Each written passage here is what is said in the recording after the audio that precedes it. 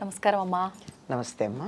అమ్మా, హనుమంతుడి విషయానికి వస్తే కలియుగంలో ఇంకా హనుమంతుడు బతికే ఉన్నాడు, గంధమాదన పర్వతంపై ఇప్పటికీ ఉన్నాడు అని వింటుంటామమ్మా. ఇదంతా నిజమేనా అమ్మా? నిజంగా బ్రతికున్నాడా హనుమంతుడు? వాళ్ళని చిరంజీవులు అంటారమ్మా. హ్మ్. అంటే వాళ్ళు ఈ కల్పం అయ్యేదాకా ఉంటారు. కల్పం అంటే అమ్మా? కల్పం అంటే 72 మహాయుగాలు, 71 మహాయుగాలు, ఓకే. అంతదాకా ఉంటారు. హ్మ్, హ్మ్. వాళ్ళకి అయ్యేదాకా ఉండేటటువంటి వరం ఉంది. ఈ వరం ముందు బ్రహ్మగారు ఇచ్చారు. హ్మ్. హనుమంతుడు పుట్టినప్పుడు పండనుకుని హ్మ్. సూర్యుడిని మింగడానికి బయలుదేరి వెళ్తే అవునవును నా మీదకి వస్తున్నాడు, నాకు కదా ఆ రోజేమో గ్రహణం, నాకు ఆహారంగా ఇచ్చి ఇంకోళ్ళకి ఆహారంగా ఎందుకు పెడుతున్నాడని కోపంతో వెళ్ళి రాహువు ఇంద్రుడి దగ్గరికి వెళితే వీడెవడు అని ఆయన బయలుదేరి వస్తే దానికన్నా కూడా ఇది చాలా బాగుందని ఐరావతాన్ని తినడానికి వెళతాడు. అది ఏదో పండు అనుకున్నాడు అంతే. అలా వెళితే ఇంద్రుడు వజ్రాయుధం వేస్తే ఆ వజ్రాయుధం దెబ్బకి దవడ కాస్త పగిలింది. హను అంటే దవడ, హనుమంతుడు అంటే దవడగలిగిన వాడు, అంటే దవడ బాగా వాచి ఉంటుంది హనుమంతుడికి. అంతేకాదు హను అంటే దవడలు బాగా ఉంటే ఉచ్చారణ బాగుంటుంది, స్పష్టమైన ఉచ్చారణ. అది హనుమంతుడు బాగా ఉచ్చరిస్తాడు, అంటే స్పష్టంగా మాట్లాడతాడని. రాముడే ఒక సర్టిఫికేట్ ఇచ్చాడు, ఇంత బాగా మాట్లాడే వాళ్ళు ఎవరూ లేరని. అప్పుడు తన కొడుకు ఇలా మూర్ఛపోయాడు అన్న బాధ కొద్దీ వాయుదేవుడు తీసుకెళ్లిపోయి అన్ని చోట్ల నుంచి వాయువును ఉపసంహరిస్తే అందరూ బాధపడి వస్తారు. వచ్చినప్పుడు అందరూ చేసిన పొరపాటుని తెలుసుకుని హనుమంతుడికి వరాలు ఇస్తారు. అందులో చిరంజీవిగా వరం ఇస్తారు. వరుణుడేమో వారుణాస్త్రం వల్ల వారుణాస్త్రం బంధిస్తుంది, దానివల్ల బంధనాల్లో చిక్కుకోవని అట్లా అందరూ తలొక వరం ఇచ్చి, వజ్రాయుధం కూడా ఏం చేయలేదని ఇంద్రుడు వరం ఇచ్చి, బ్రహ్మేమో చిరంజీవిత్వం ఇస్తాడు. ఇంకా అందరినీ కూడా వరాలు ఇవ్వమంటాడు, అందరి దేవతలు వరాలు ఇస్తారు. అప్పుడు అలా వచ్చినప్పుడు చిరంజీవిత్వం ఉంది. అయిన తర్వాత రాముడు పట్టాభిషిక్తుడే, రామరావణ యుద్ధం అయ్యాక పట్టాభిషిక్తుడయ్యాక అందరికీ తలొకటి బహుమానాలు ఇస్తాడు. ఏదన్నా ఒక శుభకార్యం జరిగితే అందరికీ బహుమానాలు ఇస్తారు కదా, అలా అందరికీ ఇచ్చిన తర్వాత హనుమకి ఏమి ఇవ్వాలో తెలియలా. సరే, ఈ లోపల సీతాదేవికి ఒక ముత్యాల హారం ఇస్తాడు. ముత్యాల హారం ఇస్తే ఆవిడ రాముడి వంకి ఇది ఎవరికన్నా ఇస్తానన్నట్టు చూసింది. చూస్తే ఏం చేయాలి అంటే, నీకు ఎవరు చాలా ప్రీతిపాత్రమైనటువంటి పని చేస్తున్నారో వాళ్ళకి ఏమంటాడు అంటే అది హనుమకి ఇస్తుంది. ఇచ్చాక ఇంకా రాముడికి హనుమకి ఏమి ఇవ్వాలో తెలియలా. ఏమిచ్చినా హనుమ తనకి చేసినటువంటి ఉపకారానికి సరిపోదు, తక్కువ. అందుకని సింహాసనం దిగొచ్చి హనుమని కౌగిలించుకుని నీకు చిరంజీవిత్వం ఇస్తున్నాను అన్నాడు. అయిందే, ఇంతకు ముందు బ్రహ్మగారు ఇచ్చింది. హనుమ బోడు సంతోషపడిపోయాడు, ఇంతకాలం నేను బతికుంటాను అని. ఎందుకు బతికుంటానని ఆనందం, బతికుండడం సుఖాలు భోగాలు అనుభవించడం కాదు, అంతకాలం నేను నీ కథ చెప్పుకుంటూ బతకచ్చు కదా అంటాడు. నీ కథ ఎంతకాలం లోకంలో ఉంటుందో అంతకాలం నేనుంటానన్నాడు. రామ కథ చెప్తున్నంతకాలం హనుమంతుడు ఉంటాడండి. పైగా ఎవరు నిన్ను ప్రార్థించినా వాళ్ళని రక్షించే పని నువ్వు చెయ్యాల్సిన పని లేకుండా నీ పని నేను చేస్తానన్నాడు. అందుకే ఎత్ర ఎత్ర రఘునాథ కీర్తనం తత్ర తత్ర కృతమస్తకాంజలిం బాష్పవారి పరిపూర్ణలోచనం మారుతిన్నమత రాక్షసాంతకం. ఎక్కడ రామనామం జరుగుతూ ఉంటే అక్కడల్లా హనుమంతుడు కూర్చుంటాడు. అందుకే రామాయణం చెప్పేటప్పుడు తప్పనిసరిగా రాముల వారి విగ్రహం ఫోటో ఏదో పెట్టడంతో పాటుగా పక్కన ఒక ఆసనం వెయ్యాలి హనుమంతుడి కోసం. వచ్చి కూర్చుంటాడు, అనుమానం ఏం లేదమ్మా. దానికి నిదర్శనాలు కూడా ఉన్నాయి. ఏంటమ్మా? ఒక చిన్న పిల్లకి రామాయణం చెప్తూ ఉంటే నా పక్కన కోతి కూర్చుంటోంది అని గోలబెట్టింది ఆ పిల్ల. ఏం చేస్తోంది అంటే, కూర్చుంది, కదలటం లేదు. ఎట్లా ఉంది? గోల్డెన్ బ్రౌన్లో ఉంది. మీకు ఆరెంజ్ కలర్ బట్టలు కట్టుకుందా అని అడిగా. ఆహా, తెల్లగా మిల్కీ వైట్ అని చెప్పింది. ఆ, హనుమంతుడు ఎప్పుడు తెల్లని వస్త్రాలే ధరిస్తాడు. మనం బొమ్మల్లో ఆరెంజ్ అవి వేస్తాం. అవునమ్మా. ఆయన జెండా ఉంటుందేమో కానీ కాషాయంలో, ఆయన మాత్రం తెల్లని వస్త్రాలు ధరిస్తాడు. ఓకే. ఏం చేస్తున్నాడంటే అట్లా కూర్చుని ఉంటున్నాడు, పెద్దవాడు, ఇంత పెద్ద కోతో అని చెప్పింది. మొహాన్ నామం పెట్టుకున్నాడా అని అడిగా. ఉహు అంది. ఆ రోజుల్లో అవేం లేవు, ఇప్పుడు పెడుతున్నాం కానీ. ఓహో. ఈ నామాలు ఆ రోజుల్లో లేవమ్మా. రాముడికి కానీ కృష్ణుడికి కానీ మనం పెడుతున్నాం కానీ నామాలు ఆ రోజుల్లో లేవు. అప్పుడు కస్తూరి తిలకం పెట్టుకున్నారు వాళ్ళు. ఇప్పుడు ఏదో అదొక పిచ్చి, మనకు తోచినవన్నీ మనం చేస్తున్నాం. ఒక్కొక్క పిచ్చి అంతేగాని ఓకే. అట్లా అనమాట. కనుక తప్పనిసరిగా రాముడు రామనామం ఎక్కడుంటే అక్కడ ఉంటాడు హనుమంతుడు. కనుక. పైగా ఈయన చిరంజీవే కాదమ్మా, కాబోయే బ్రహ్మ కూడా, నవమ బ్రహ్మగా చెప్తారు ఈయన్ని.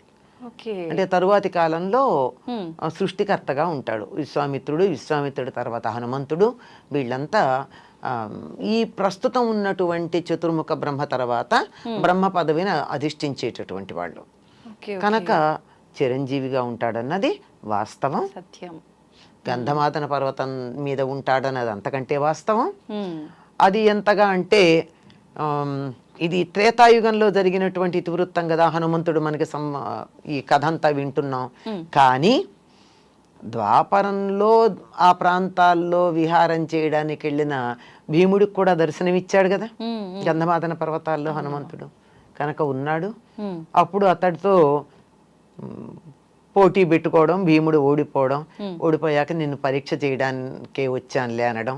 మరి అయ్యాక ఏదన్నా వరం, పెద్దవాళ్ళు వస్తే వరం ఇస్తారు కదా, పెద్దలు మన ఇంటికి వస్తే ఏదో ఒకటి బహుమానం మనకి ఇస్తారు, ఇవ్వకుండా పెడతారా? ఊరికే ఉట్టి చేతులతో రారుగా. ఏం వరం ఇస్తామంటే యుద్ధంలో ఉండమంటే అర్జునుడి జెండా మీద ఉంటానని చెప్పడం. ఇదంతా మనకుంది. కనుక హనుమంతుడు ఉన్నాడని ఇప్పటికీ ఆ ప్రాంతాల్లో ఉన్న వాళ్ళకి కానీ, హిమాలయాల ప్రాంతాల్లో వెళ్ళి తపస్సు చేసే వాళ్ళకి కానీ, గంధమాదన పర్వతం దగ్గరికి వెళ్ళి తపస్సు చేసేటటువంటి వాళ్ళకి కానీ హనుమ దర్శనం అవుతుంది అని చెప్తారు. వాస్తవం, అందులో అనుమానం ఏం లేదు. అంటే మన సంప్రదాయాన్ని అనుసరించి మన గ్రంథాలను విశ్వసించేటటువంటి వారికి తప్పని వారు, ఏది నమ్మను అన్న వాళ్ళని మనం ఏం చేయలేం. అంతేగాని తప్పనిసరిగా హనుమంతుడు ఉన్నాడమ్మా. ఎందుకంటే రామకార్యం కోసమే అవతరించాడు, రుద్రాంశతో అవతరించాడు. రాముడి కాలంలో అందరూ రాముడికి సహకరించడానికి వానర రూపంలో అవతరించాలంటే రుద్రుడి యొక్క అంశతో వాయుదేవుడి ద్వారా అంజనాదేవికి జన్మించినటువంటి వాడు హనుమంతుడు. అమ్మా, హనుమంతుడి సింధూరం వెనుక కూడా ఏదో రహస్యం ఉంది అని, అంటే సింధూరం ధరించడం వెనుక రహస్యం ఉంది. రహస్యం అని కాదు గాని ఒక కథ కొంత కల్పితం అయి ఉండొచ్చు, కానీ వాస్తవం అనిపిస్తుంది. వాస్తవం అవ్వచ్చు కాకపోవచ్చు, కానీ వినడానికి బాగుంటుంది. ఏమిటంటే సీతాదేవి సింధూరం ధరిస్తూ ఉందట. ఒకసారి ఎప్పుడు హనుమంతుడు అడిగాడట, ఎందుకమ్మా అంటే, నేను ఇలా ధరిస్తే రాముడికి క్షేమం అని. అంతే. అయితే ఇక్కడ సీతాదేవి నుదుట కాస్త ధరిస్తే రాముడి క్షేమం అయితే, మరింత క్షేమంగా ఉండాలంటే ఒళ్ళంతా పూసుకుంటే బాగుంటుంది అని ఆయన పూసుకున్నాడు అని చెప్తారు. అతి అని. కానీ బుద్ధిమంతుడైనటువంటి హనుమంతుడు అటువంటి పని చేస్తాడా అన్నది ఆలోచించాల్సిన విషయం. ఓకే అమ్మా, మరి సీతాదేవి ధరిస్తే రాముడు క్షేమంగా ఉంటాడు, అందుకే రాముడు క్షేమంగా ఉండాలంటే నేను ఒళ్ళంతా ధరిస్తా అని హనుమంతుల వారు అన్నారు. ఇది బాగుంటుంది, వినడానికి చాలా బాగుంది. మరి మనం ధరించడం వల్ల మనకేమైనా అంటే, మనం ఒళ్ళంతా ధరించం కదమ్మా, హనుమత్ ప్రసాదంగా ధరిస్తాం. ఇప్పుడు శివుడికి దగ్గరికి వెడితే విభూతి ఎలా ఉంటుందో, అమ్మవారి దగ్గరికి వెడితే కుంకుమ ఎట్లాగో, హనుమంతుడి దగ్గరికి వెడితే సింధూరం అట్లా. Okay okay. నిజంగా అంటే మీరు చెప్పినట్టు అది ఎంతవరకు నిజమైనా ఎంత బాగుంది, చాలా బాగుందమ్మా. నిజంగా చాలా ఆనందంగా. కోతి చేష్టలు పిల్లల్ని అంటుంటాం కదమ్మా, అన్ని ఇట్లాంటి చిలిపి పనులు చేస్తే అన్ని కోతి చేష్టలు చేస్తావేంట్రా అని. నిజంగా హనుమంతుడు కోతి చేష్టలు చేశాడమ్మా. ఎక్కడ చేశాడంటే, రావణుడు అంతఃపురంలో సీతాదేవి కోసం వెతుకుతూ అయ్యో ఆడవాళ్ళ దగ్గర వెతుకుతున్నానేమిటి, ఆ, తప్పు, రాత్రిపూట పడుకున్న ఆడవాళ్ళు, పైగా వాళ్ళ వర్ణనమ్మా ఎంత భయంకరంగా ఉంటుందంటే మరి క్లబ్బులు పబ్బులు, ఇంకా గట్టిగా చెప్పాలంటే ఈ మధ్య కొత్తవేవో వింటున్నాం, వాటికన్నా అన్యాయంగా ఉన్న పరిస్థితిలో అక్కడ ఆడవాళ్ళని చూస్తాడు. ఆ, రామాయణంలో సుందరకాండలో ఉంది ఇదంతా వర్ణన. అలా ఉంది. అలాంటి ప్రదేశాలు ఎక్కడున్నాయంటే రావణుడి అంతఃపురంలో ఉన్నాయి. మనం ఇప్పుడు మన ప్రత్యక్షంగా అట్లాంటివి చూస్తున్నామంటే వాటిని నిర్వహిస్తున్నవారు కానీ అందులో పాల్గొన్నవారు కానీ ఎట్లాంటి వాళ్ళు ఊహించుకుందాం. సరే, అక్కడ చూస్తూ ఆడవాళ్ళని చూస్తున్నానే, తప్పు కదా అనుకుని, మరి ఆవుని చూడాలంటే ఆవుల మందలోనే వెతకాలి కదా, ఆవుని వెతకాలంటే ఆవుల మందని చూడాలి, అందుకు చూస్తున్నాను, నేను చేసేది పాపం కాదు, ఎందుకంటే ఇలా చూస్తుంటే కూడా నాకు ఎటువంటి మనస్సులో వికారం కలగల. ఉదాహరణకి ఒక వైద్యుడు మగవాడు స్త్రీకి వైద్యం చేసేటప్పుడు ఆవిడని నగ్నంగా చూశాను అని అనుకుంటాడమ్మా? ఆయన వృత్తి ఆయన చేస్తాడు, ఆయన వృత్తి ధర్మంగా చేస్తాడు. అభిప్రాయాలు ఉద్దేశాలను బట్టి కదా తేడా ఉండేది. అంటే ఇది మనకు అర్థం అవడానికి చెప్తున్నా. నా మనసులో కామ వికారం కలగలేదు గనక ఇది తప్పని నేను అనుకోవటం లేదు అని అనుకుంటాడు. అనుకున్న సమయంలో ఈ స్త్రీలందరికీ దూరంగా ఒక ఆవిడ చాలా మంచం మీద పొందిగ్గా పడుకుని ఉంటుంది. అంటే వీళ్ళు పొందిగ్గా లేరు, అది ఆవిడ్ని చూసి చాలా అందంగా ఉంది, ప్రశాంతంగా ఉంది, చాలా చక్కగా ఉంది, అమ్మయ్య సీతాదేవిని చూశాను అనుకుంటాడు. అనుకుని వెంటనే అక్కడున్న స్తంభం ఎక్కుతాడు, కిందకి దూకుతాడు, తోకను ముద్దు పెట్టుకుంటాడు, 4 గంతులు వేస్తాడు. కోతి చేష్టలేనా? చేస్తాడు. చేశాక చిచ్చి కోతి బుద్ధి పోలేదు నాకు అనుకుంటాడు. అయినా ఆవిడ సీత ఎందుకు అవుతుంది? సీత అయితే రావణుడు అంతఃపురంలో ఎందుకు ఉంటుంది? ఒకవేళ బలవంతంగా తెచ్చినా ఇలా ప్రశాంతంగా ఎట్లా పడుకుని ఉంటుంది? ఉండదు కదా.